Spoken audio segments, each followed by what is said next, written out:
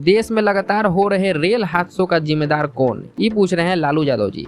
पश्चिम बंगाल के दार्जिलिंग में एक रेल हादसा हुआ जिसमें 15 यात्रियों की मौत हो गई और कितना और मौत होगा कोई पता नहीं है। तो इस पर देखें तो पूर्व रेल मंत्री लालू यादव जी ने कुछ सवाल किए हैं।